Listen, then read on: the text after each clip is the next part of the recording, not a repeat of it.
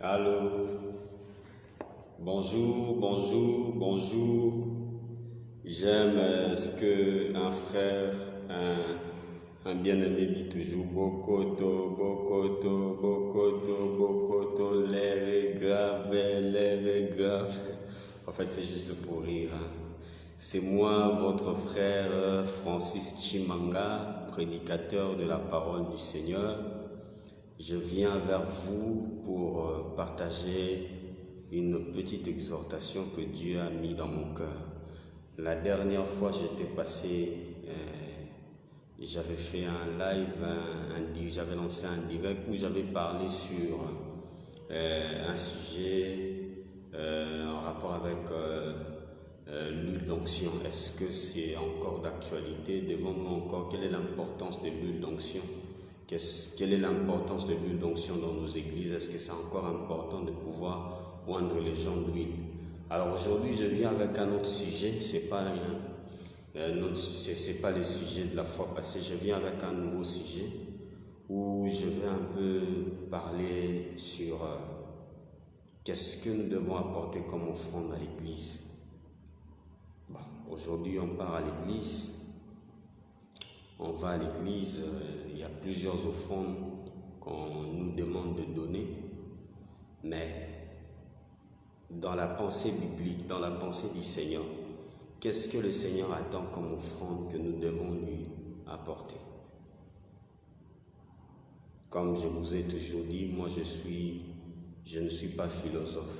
J'aime bien rester biblique, j'aime bien rester dans les textes, rester dans les contextes. J'aime pas utiliser les Écritures comme un prétexte pour justifier un certain nombre d'actes. Donc j'aime toujours rester dans les textes. Alors nous allons rester bibliques.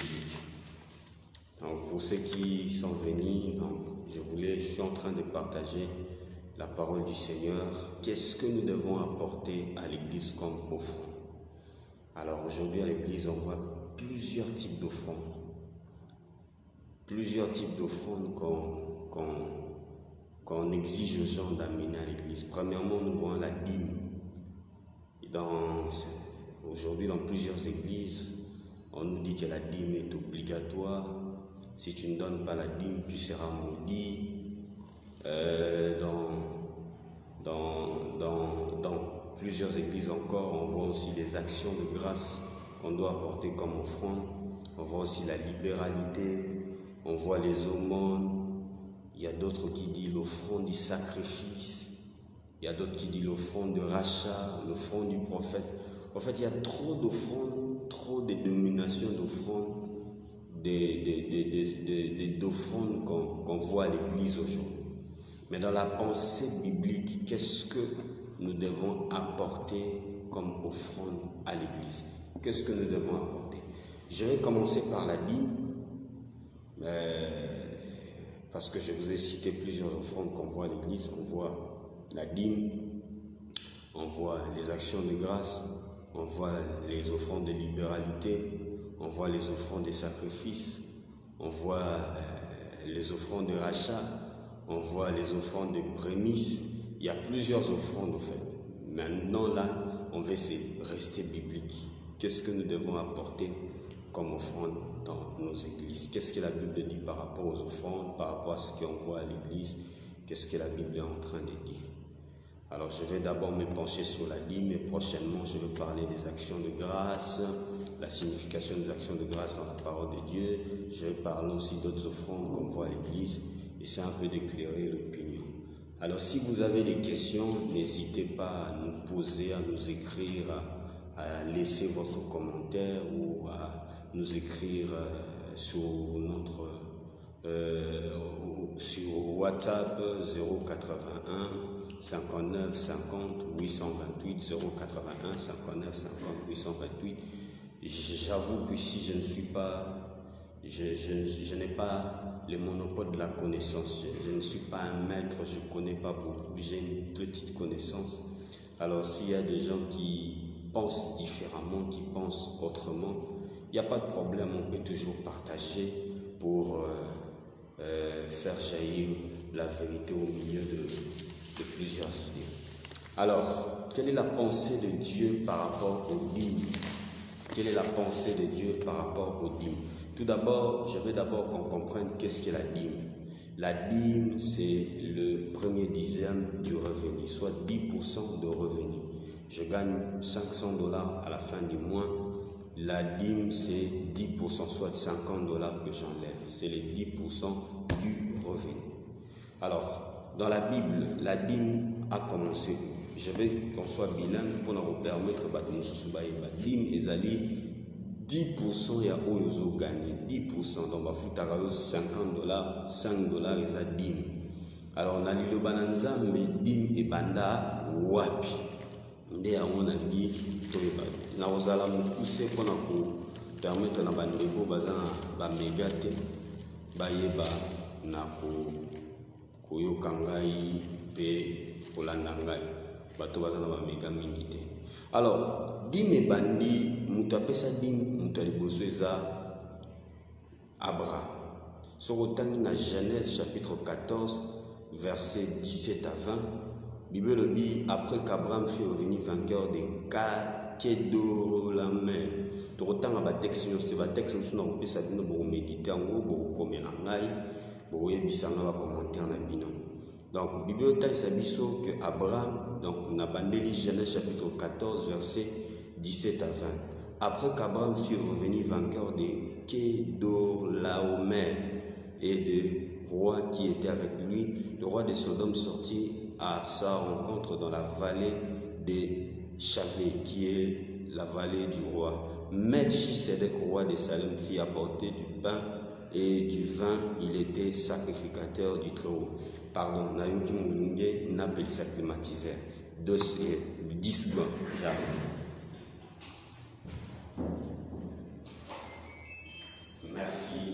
Merci pour votre patience. Donc, dans le Bible, Totangi verset 19, il bénit Abraham et Dieu bénit et dit plutôt, béni soit Abraham par le Dieu très haut, maître du ciel et de la terre. Béni soit Dieu très haut qui a livré tes ennemis entre tes mains, et Abraham lui donna la dîme de tout. Tout le monde a bon dans Genèse chapitre 14 verset 17 à 20, où ils allaient origine à dîme, place dîme et outa. Dîme et outa, bon, mutu apesa dîme mutu aliboso ezalaki Abraham.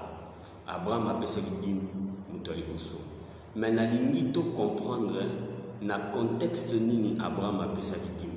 Parce que aujourd'hui bazoloba que Abraham aza modèle na biso, dîme banda avant loi, il faut topesa dîme. Soki toza bana Abraham, il faut topesa dîme. Abraham apesaka dîme na contexte nini.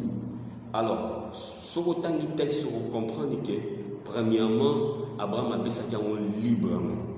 Mutu moko ta obligé Abraham pesa dîme, ce que pesa dîme te ozala moni. Abraham a pensé qu'il librement ba tindika na makasi te. Ezalaki Melchisedec tenne mutu a pensé qu'il pesa dîme. Donc a pensé qu'il librement sans contrainte, sans que mutu a contraindre, sans que mutu a forcer. Mais deuxièmement, tout ce monde Abraham a pesaka dîme yango, a pesaka dîme ya ba revenu na été. OK? Vous comprendre. Dîme to le bisa 10% ya ozo gagner. Mais Abraham a pesaka dîme ya ba revenu na été. Abraham azalaka mutu abozuye belé, azalaka na ba nyamba meme, ba ndaba, ba ngombe, azalaki na ba belé. C'était un homme riche en or, en argent. Il était riche. Il gagnait beaucoup. Mais après ça va dire il y a ba revenu na été. Après ça qui dit il y a butin de guerre. Ça veut dire akenda bitumba bondi bitumba abotoli munguna biloko na yé biloko na ne ayé na ngwa longoli 10% après ça qui Melchisedec. Donc après ça qui on librement mutatinda qui est tapé sa dîme et ça qui était que so pesi dîme to za la modi. Après ça qu'on librement. Après ça qui dixième il y a butin de guerre. Donc butin de guerre ngolo banini au piller munguna na oso kolongi au botoli biloko na yé. Donc to le beza pillage à 10% après ça on Melchisedec. Troisièmement, tout le monde Abraham a pensé qu'il y a un mot et pas à Melchisedec. Ok? Est-ce que vous comprenez? A pensé qu'il n'y a pas à Melchisedec. Melchisedec, pour nous, l'image de Jésus-Christ. Donc, a pensé qu'il n'y a pas à Moutoute, a pensé qu'il n'y a pas à Melchisedec. Troisièmement, tout le monde Abraham a pensé qu'il n'y a pas à Mbalamonko. A dit qu'il y a un donc, si nous voulons imiter Abraham, nous devons faire comme Abraham concernant la dîme. Ça veut dire donner la dîme librement. Deuxièmement, ça veut dire aller en guerre, prendre le butin de guerre et venir donner ça pas à n'importe qui, mais à Melchisedec, rencontrer Melchisedec. Donc, nous devons rester dans ce contexte-là. Vous voyez, vous êtes dans le but ça, Abraham, et vous allez pratiquement impossible de toper sa dîme. Donc, si nous voulons imiter Abraham dans la manière dont il avait donné la dîme, personne n'arrivera à donner la dîme. Donc, mais, deuxième exemple, la ligne totale, j'espère que je vais retrouver le texte, je n'ai pas écrit ça dans mes notes. Alors, deuxième texte que je vais retrouver, Genèse chapitre 28, verset 20. Jacob fit un vœu en disant, si Dieu est avec moi et me garde pendant ce voyage que je fais, s'il me donne du pain à manger et des habits pour me vêtir, si je retourne en paix à la maison de mon père, alors sera Dieu. Cette pierre que j'ai dressée, verset 22, pour monument sera la maison de Dieu, et je donnerai la dîme de tout ce que tu me donneras. Donc, Abraham, Jacob a la kanzamba, le bisogi, na voyage, na zosa, le batelingai, na zoni, na kimia, na popé sa dîme, ya bozuignon sur popé sangai. Mais ce que tu as dit, texte biblique bien, tout le monde a place à Jacob plutôt pour qui c'est la canate. Donc, tout ça, bon, on a Genèse chapitre 28, verset 20 à 22. Tout le monde a place à Jacob à qui c'est la canate. Mais s'il s'avère que, parce que la Bible, il y a beaucoup d'histoires que la Bible n'a pas relatées, parce que sinon, ça sera un grand livre. Donc, on a écrit simplement l'essentiel.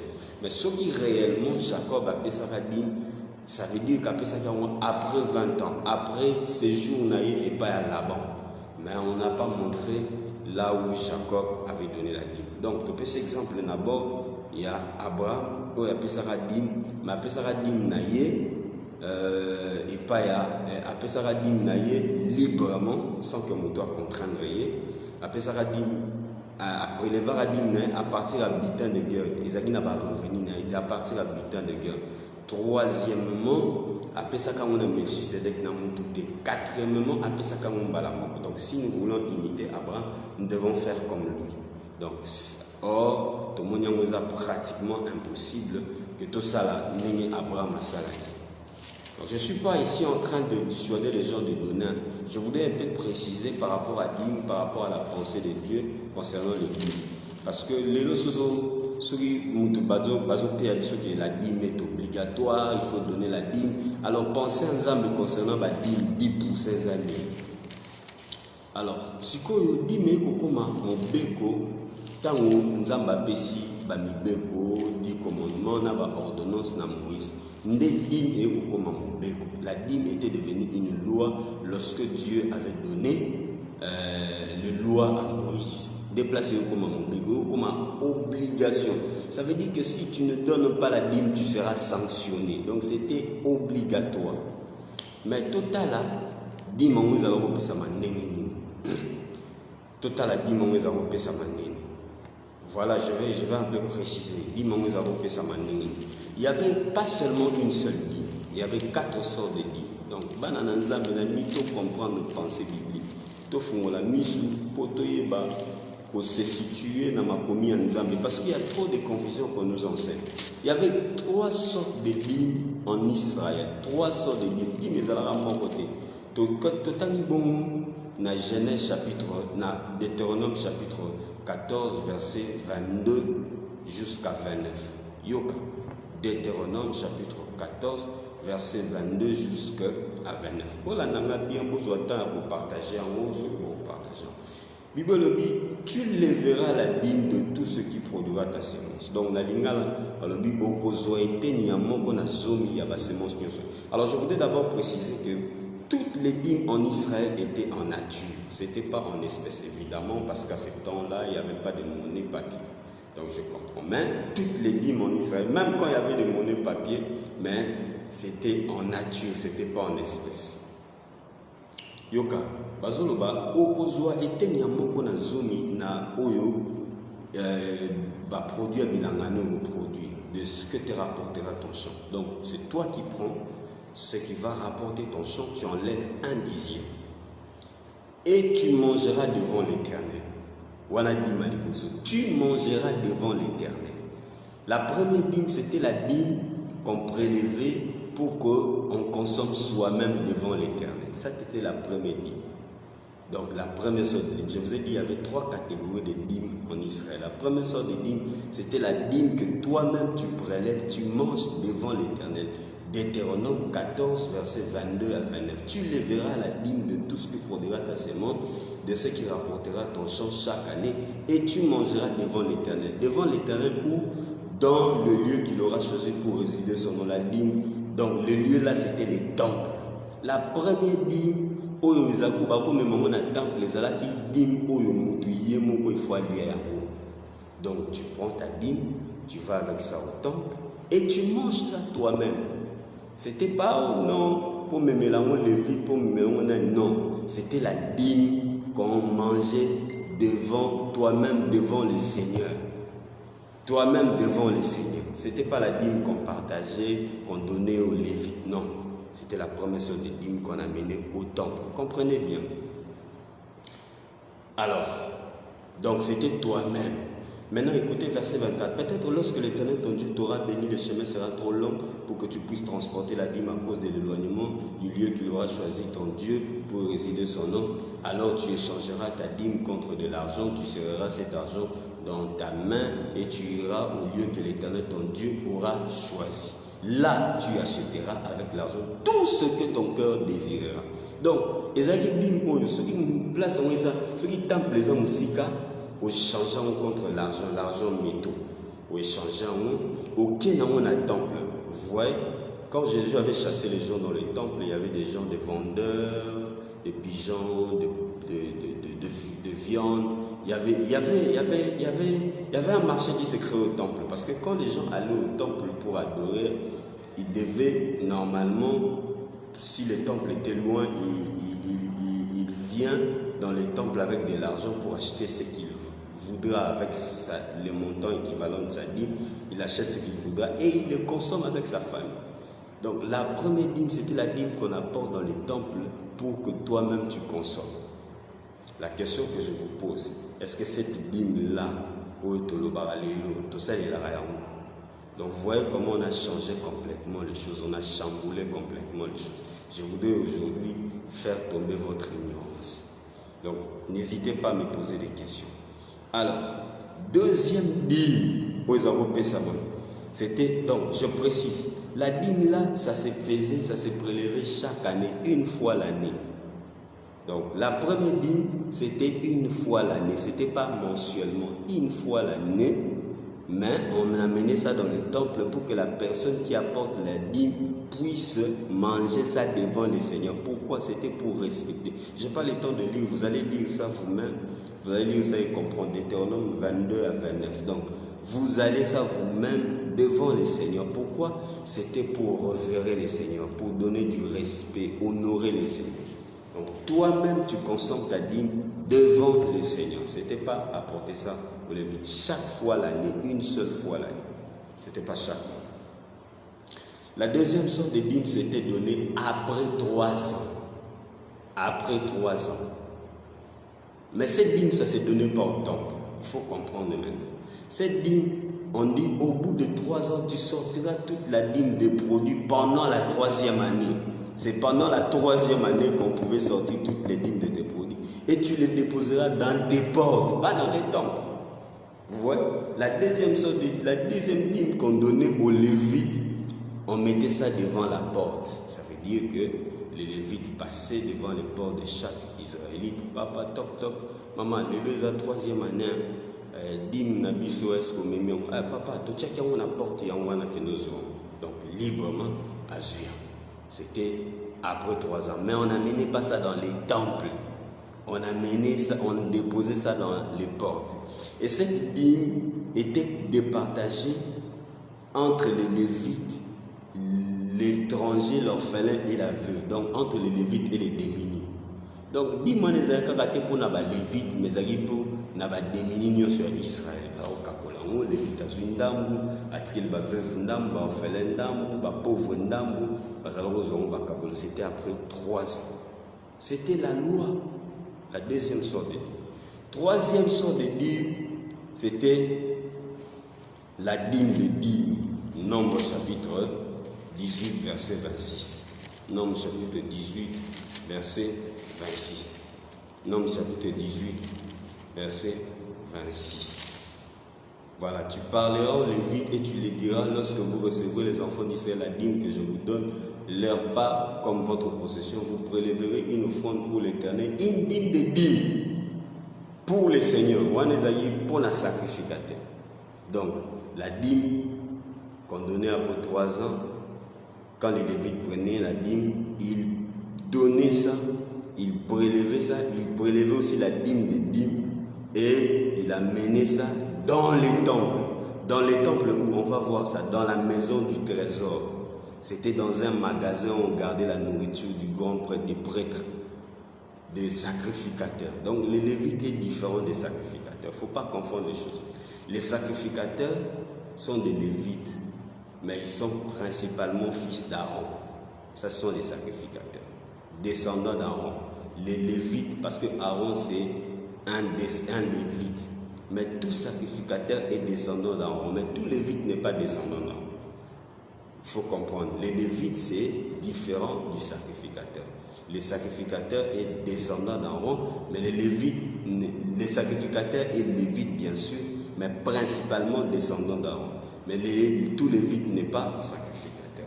Donc la dîme de dîme était amenée au temple par les Lévites dans la maison du trésor, qui est un magasin où on gardait la nourriture du sacrificateur. Maintenant, je voudrais qu'on parle un peu, c'est des Lévites. Lévites, c'est qui? C'est qui les Lévites? Parce que les lots, tous au monde pasteur, je ne suis pas en train de télémélanger, pasteur. Non, il faut simplement dire la vérité. Lévite est un âne. Lévite à la lumière de l'écriture. Qu'est-ce qu'il fait? Lévite, c'est qui? Si aujourd'hui on doit dire qui est Lévite aujourd'hui, restons dans les Écritures. Nombre chapitre 18, verset 6. Je suis dans Nombre chapitre 18, verset 6. La Bible déclare ceci. Voici, j'ai pris vos frères Lévites au milieu des enfants d'Israël, donnés à l'Éternel. Ils vous sont remis en don pour le service de la tente d'assignation. Donc, les Lévites étaient des personnes qui travaillaient dans la tente d'assignation, soit dans les temples. Donc, c'était toute personne qui travaillait dans les temples. Mais qu'est-ce qu'ils faisaient dans les temples? Il faut maintenant comprendre. Quand vous lisez plusieurs textes, vous allez voir que les Lévites avaient plusieurs choses qu'ils faisaient dans le temple. Les Lévites étaient dans les temples, ils faisaient plusieurs choses. Ils étaient dans les temples comme des choristes. Là, vous allez lire ça dans Néhémie. J'avais fait ça dans Néhémie, on n'a pas les temps. Je vais vous donner l'autre jour des textes. Il y avait des Lévites qui étaient des choristes. Je vais retrouver ça. Nous avons fait. Je vais souligner ça. Il y avait des Lévites qui étaient des choristes. Voilà, je retrouve. Néhémie chapitre 12, verset 24.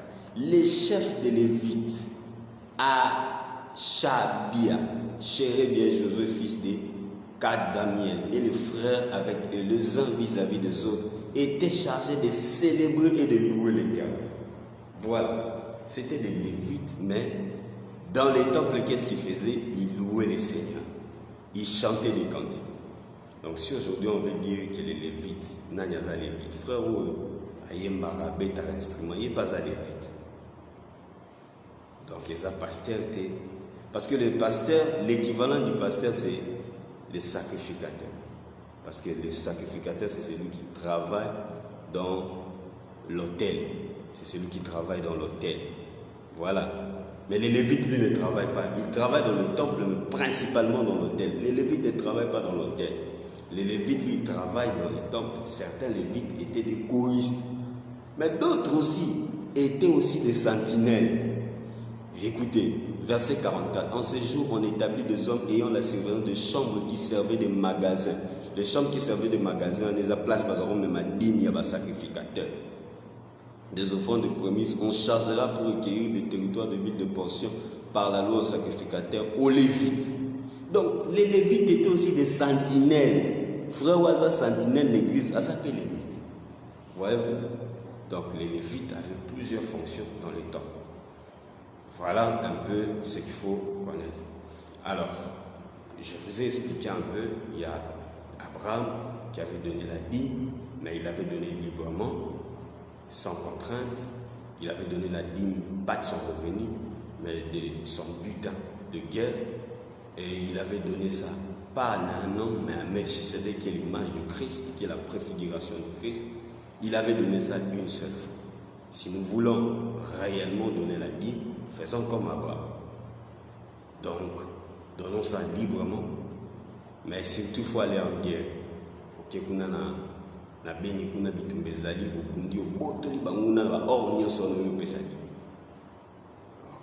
Et puis il faut le faire, il faut donner ça pas au pasteur, mais à Melchisedec, au monde. Il faut faire ça une seule fois. Donc voyez-vous, c'est compliqué. C'est compliqué. Donc on ne peut pas dire donner la dîme et vous donner ça de cette manière. Donnez ça comme Abraham. Voyez-vous, c'est impossible. Et maintenant, je vous ai expliqué qu'il y avait plusieurs catégories de dîmes, 3 sortes de dîmes. Première dîme, on donnait une seule fois l'année. La dîme qu'on a menée dans le temple pour être consommée par celui qui donnait la dîme afin de révérer le Seigneur. La deuxième sorte de dîme, on donnait ça après 3 ans, mais on mettait ça dans la porte, dans ces portes de la maison, pour que les Lévites, les orphelins, les veuves, les étrangers puissent prendre ça. Et puis la troisième sorte de dîme, c'était la dîme des dîmes que les Lévites apportaient dans la maison du trésor. Je vous ai expliqué le rôle des Lévites. Les Lévites, c'était des gens qui travaillaient dans les temples, entre autres les choristes, entre autres les sentinelles de maison du trésor, entre autres aussi des gens qui transportaient l'arche de l'Alliance.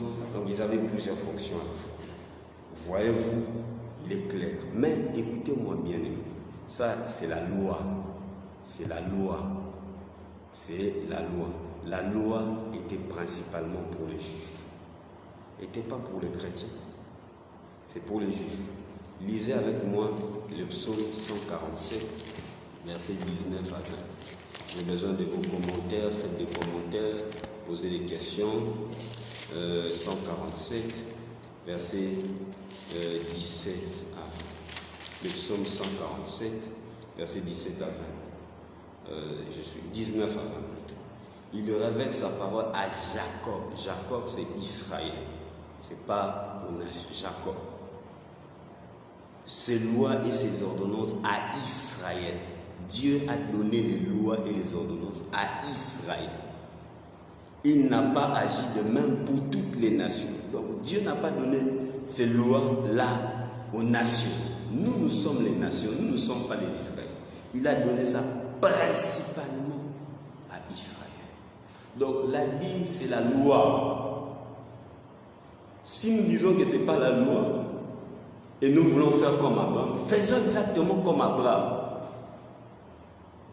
Or, je vous ai montré que dans le contexte où Abraham a donné la dîme, c'est impossible de donner la dîme.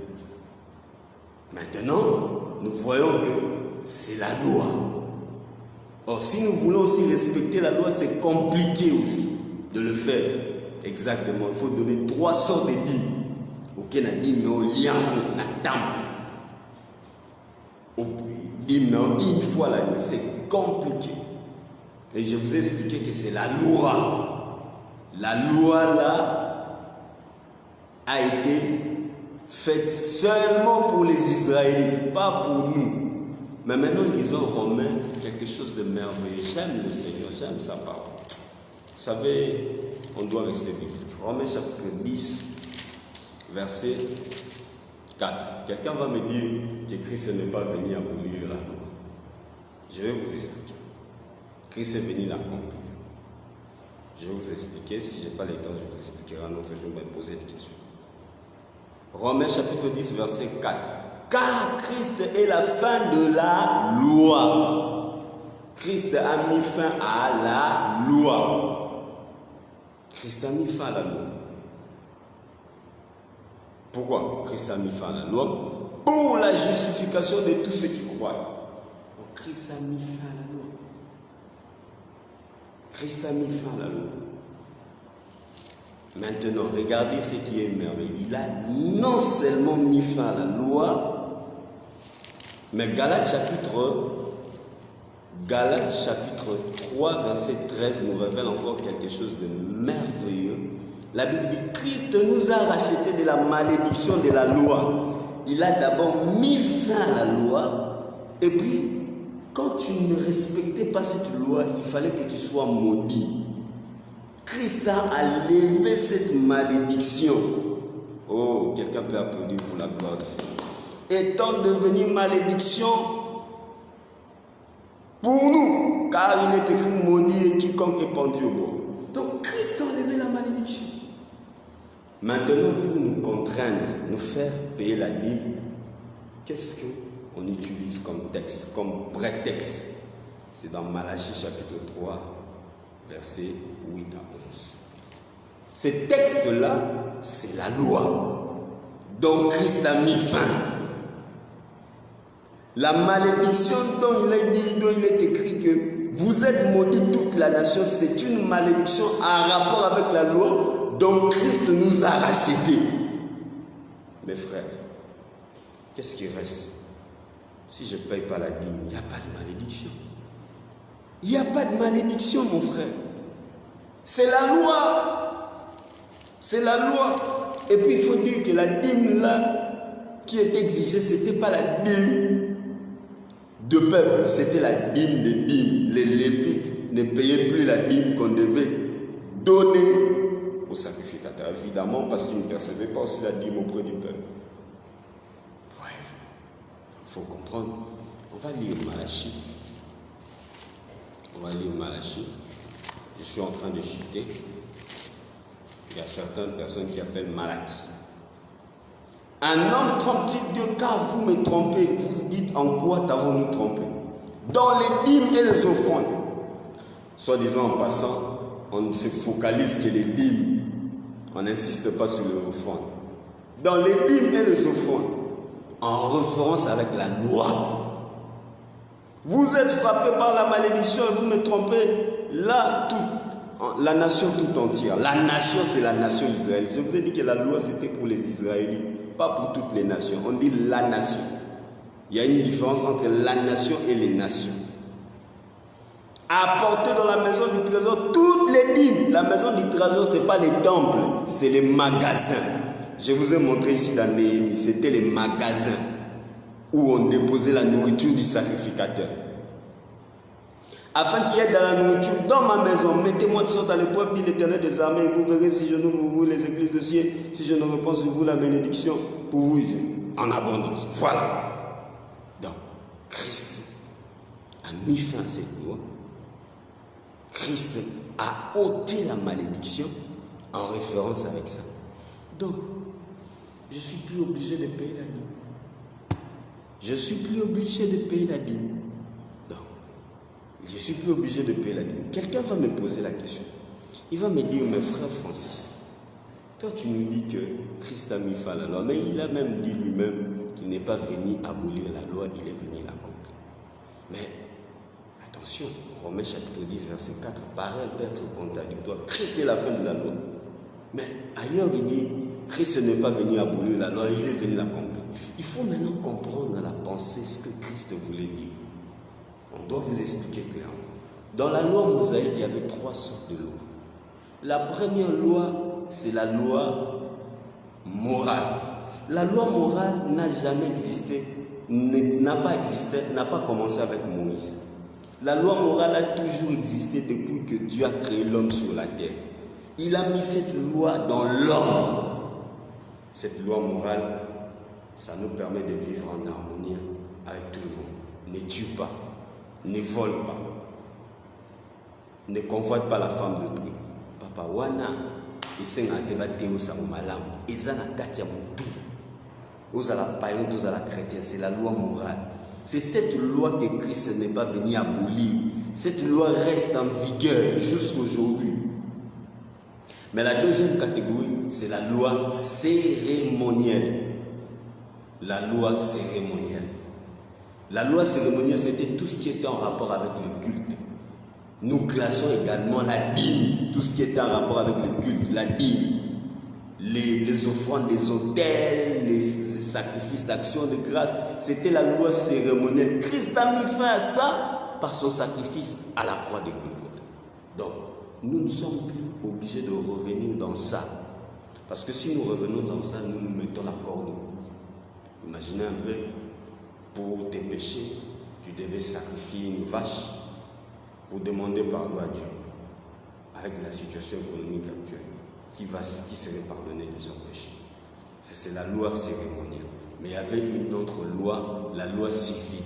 La loi civile, c'était en rapport avec la manière dont les Juifs devaient vivre, la manière dont la terre promise devait être partagée, la description, tout ça, comment est-ce qu'ils devaient vivre en communauté, comment est-ce qu'ils devaient partager leur héritage. Ça ne concerne que les Juifs.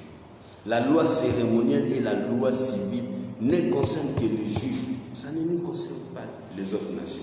Évidemment, Christ a ôté à la fois cela pour les Juifs et pour les autres nations, pour nous donner le salut. Mais vous n'avez plus à revenir dans ces choses. Hein, mes frères. Maintenant, quelqu'un va me poser la question, frère Francis, tu nous dis qu'on n'est plus obligé de payer la dîme. Qu'est-ce qu'on va donner à l'église? Qu'est-ce qu'on doit apporter à l'église? 2 Corinthiens chapitre 9, verset 7. Verset 7. 2 Corinthiens chapitre 9, verset 7. Je veux bien que vous soyez attentifs. N'hésitez pas à me poser des questions. 2 Corinthiens chapitre 9, verset 7. La Bible déclare que chacun donne c'est comme il a résolu en son cœur. Il n'y a pas de dîme à donner. Il n'y a pas d'offrande d'action de grâce à donner. Soit disant en passant, l'action de grâce, c'est dire merci à Dieu. Je vais vous expliquer la fois prochaine, c'est un autre sujet. Si Dieu me prête vite, demain je vais vous expliquer c'est quoi l'action de grâce selon la Bible. Parce qu'il y a trop de confusion qu'on nous enseigne. Donc, maintenant, chacun doit donner comme il a résolu. Papa, l'élo et ça n'a pas si dans mon thème. On a offrande aux enchères. Babandi à partir à $1000. Biso batuto ya kana bas 1000 francs l'église. Tomo yo kana soni vous allez gêner au kende l'église.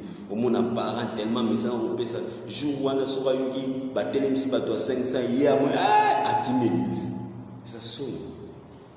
Donc, ici la Bible dit que chacun donne selon ce qu'il a résolu en son cœur, sans tristesse ni contrainte, car Dieu aime celui qui a donné avec joie. C'est tout. Donnez ce que vous avez résolu. Aux âmes, 100 francs au PC, 1000 francs au PC. Soit disant en passant, mes frères, Nzambe azarana posa mbongo na yote. Nzambe likabu na yo. Mbongo eza pona biso bato. Pona biso bato to soutenir musala Nzambe. Mbongo eza pona Nzambe te. Donne ce que tu as résolu dans son cœur.